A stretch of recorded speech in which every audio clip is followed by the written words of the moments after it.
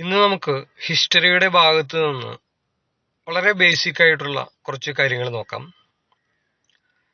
ഇന്ത്യയിലേക്ക് ആദ്യം വന്ന വിദേശികൾ ആരാണ്? ഇന്ത്യയിലേക്ക് ആദ്യം വന്ന വിദേശികൾ അറബികളാണ്. എന്നാൽ ഇന്ത്യയിലേക്ക് ആദ്യം വന്ന യൂറോപ്യൻ ശക്തികൾ ആരെന്ന് ചോദിച്ചു കഴിഞ്ഞാൽ അത് പോർച്ചുഗീസുകാരാണ് എന്നാണ് ഉത്തരം.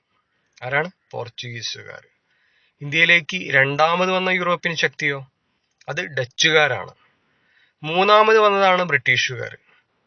നാലാമത് വന്ന യൂറോപ്യൻ ശക്തിയാണ് ഫ്രഞ്ചുകാർ. നമ്മൾ പറഞ്ഞു ആദ്യം വന്ന യൂറോപ്യൻ ശക്തി എന്ന് പറയുന്നത് പോർച്ചുഗീസുകാരാണെന്ന് പറഞ്ഞു.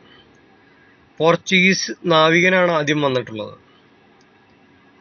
അത് വന്നിരിക്കുന്നത് ഇന്ത്യയിൽ എവിടെയാണ്? കേരളത്തിലാണ്. കേരളത്തിൽ കോഴിക്കോട് ജില്ലയിലാണ്, കാപ്പാട് എന്ന് പറയുന്ന ബീച്ചിലാണ്. അദ്ദേഹത്തിന്റെ പേരാണ് വാസ്കോഡി ഗാമ. ആ വാസ്കോഡി ഗാമ ഇന്ത്യയിലേക്ക് വന്ന കപ്പലിന്റെ പേര് ചോദിക്കാറുണ്ട്. അത് സെന്റ് ഗബ്രിയേൽ എന്നാണ് കപ്പലിന്റെ പേര്. ഇതൊരു പ്രീവിയസ് ക്വസ്റ്റ്യൻ ആണ്.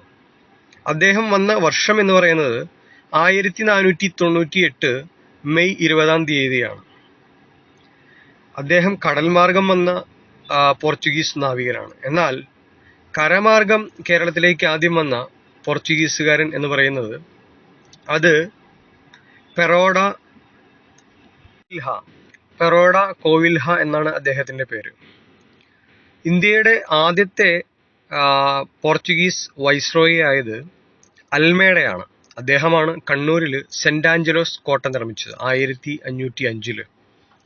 രണ്ടാമത് ഇന്ത്യയുടെ പോർച്ചുഗീസ് വൈസ്രോയി ആയതാണ് അൽബുക്കാർക്ക്. അദ്ദേഹത്തിനെ പറ്റി നമുക്ക് കൂടുതൽ പഠിക്കാനുള്ളത്. അയാളാണ് മാനുവൽ കോട്ട 1503 കൊച്ചിയിൽ മാനുവൽ കോട്ട നിർമ്മിച്ചിട്ടുള്ളത്. ആ മാനുവൽ രാജാവിന്റെ പേരിലാണ് ആ കോട്ട നിർമ്മിക്കുന്നത്. അദ്ദേഹമാണ് കൊച്ചിയിൽ നിന്നും പോർച്ചുഗീസ് ആസ്ഥാനം ഗോവയിലേക്ക് മാറ്റുന്നത്. അതുപോലെ പറങ്കികൾ എന്നറിയപ്പെടുന്നത് പോർച്ചുഗീസുകാരാണ്. പരന്ത്രീസുകാർ എന്നറിയപ്പെടുന്നത് ഫ്രഞ്ചുകാരും ലന്തക്കാർ എന്നറിയപ്പെടുന്നത് ഡച്ചുകാരുമാണ്. ഇത് നമ്മൾ മനസ്സിലാക്കി വെക്കേണ്ടതാണ്. ഇതും പ്രീവിയസ് ചോദ്യമായിട്ട് വന്നിട്ടുള്ളതാണ്. ഈ ഗോവ അൽബുക്കാർക്ക് പിടിച്ചടക്കുന്ന അന്നത്തെ ബീജാപ്പൂർ സുൽത്താനായിട്ടുള്ള മുഹമ്മദ് ആദിൽ ഷയെ തോൽപ്പിച്ചുകൊണ്ടാണ് 1510 ആസ്ഥാനം ഗോവയിലേക്ക് മാറ്റുന്നത്. ഏറ്റവും കൂടുതൽ നമ്മളെ ഭരിച്ചിട്ടുള്ളത് പോർച്ചുഗീസുകാരാണ്. കാരണം 1498 ആദ്യമായിട്ട് വാസ്കോഡി ഗാമ വന്നു. പിന്നെ ഇവർ ഇന്ത്യയിൽ നിന്നും പോകുന്നത് 1961 ഓപ്പറേഷൻ വിജയ്, അതെല്ലാം അറിയാമല്ലോ. അപ്പോ ഇവര് 463 വർഷം ഇന്ത്യയെ ഭരിച്ചിട്ടുണ്ട്. ഏറ്റവും കൂടുതൽ കാലം ഇന്ത്യയെ ഭരിച്ചത് പോർച്ചുഗീസുകാരാണ്. ഇവിടെ കലാരൂപമായിട്ടുള്ള ചവിട്ട് നാടകം പ്രചരിപ്പിച്ചത് പോർച്ചുഗീസുകാരാണ്. വാസ്കോഡി ഗാമ 3 തവണ ഇന്ത്യയിലേക്ക് വന്നിട്ടുണ്ട്.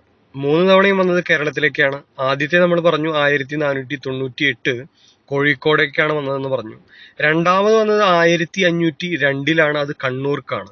മൂന്നാമത് വന്നത് വാസ്കോഡി ഗാമയുടെ അവസാനത്തെ വരവായിരുന്നു 1524. അന്ന് അദ്ദേഹം വരുമ്പോൾ അദ്ദേഹം പോർച്ചുഗീസ് വൈസ്രോയി ആയിട്ടാണ് വരുന്നത് 1524. തിരിച്ചു പോയില്ല. കാരണം 1524 ഡിസംബർ 24 ക്രിസ്തുമസിന്റെ തലേന്ന് അദ്ദേഹം രോഗബാധിതനായി മരണപ്പെടുകയാണ്. അദ്ദേഹത്തിന്റെ ഭൗതിക ശരീരം മറവ് ചെയ്തിരിക്കുന്നത് ഫോർട്ട് കൊച്ചിയിലെ സെന്റ് ഫ്രാൻസിസ് ചർച്ചിലാണ്. ഇതെല്ലാം പ്രീവിയസ് ക്വസ്റ്റ്യൻ ആണ്. പിന്നീട് 1539 തിരിച്ചു കൊണ്ടുപോകുന്നുണ്ട്, പോർച്ചുഗീസിലേക്ക് തന്നെ കൊണ്ടുപോകുന്നുണ്ട്. ഏറ്റവും കൂടുതൽ കാലം നമ്മളെ ഭരിച്ചത് ഇവരാണ്.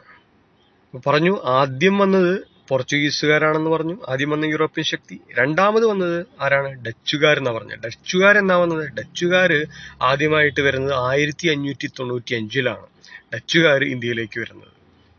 ഡച്ചുകാര് പോർച്ചുഗീസുകാരിൽ നിന്ന് കൊച്ചി പിടിച്ചടക്കുന്നത് 1663 1663 വളരെ ഇമ്പോർട്ടന്റ് ആയിട്ടുള്ള ഒരു ഡേറ്റ് ആണ്. ഡച്ചുകാരിൽ നിന്നും പോർച്ചുഗീസുകാർ കൊച്ചി പിടിച്ചടക്കിയ വർഷം 1663.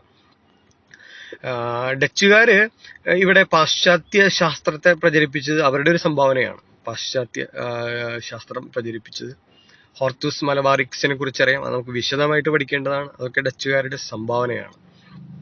ഡച്ചുകാരാണ് ആദ്യം ഇവിടെ നിന്ന് പോയത്.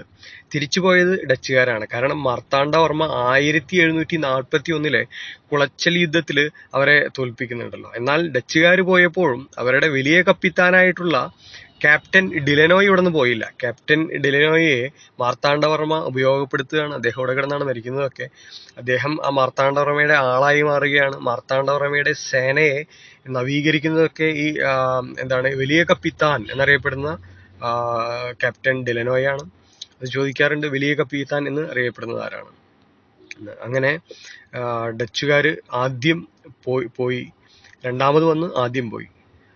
ആദ്യം വന്ന് പോർച്ചുഗീസുകാർ അവസാനം 1961 പോകുന്നത്. മൂന്നാമത് വന്നതാണ് ബ്രിട്ടീഷുകാർ. 1947 നമുക്ക് സ്വാതന്ത്ര്യം തരുന്നുണ്ടല്ലോ. പിന്നെ ഏറ്റവും അവസാനം ഫ്രഞ്ചുകാരാണ് വന്നത്. ഫ്രഞ്ചുകാർ 1954 ഇന്ത്യയിൽ നിന്നും പോകുന്നത്. ഇങ്ങനെയാണ് ഒരു കാലക്രമം വരുന്നത്.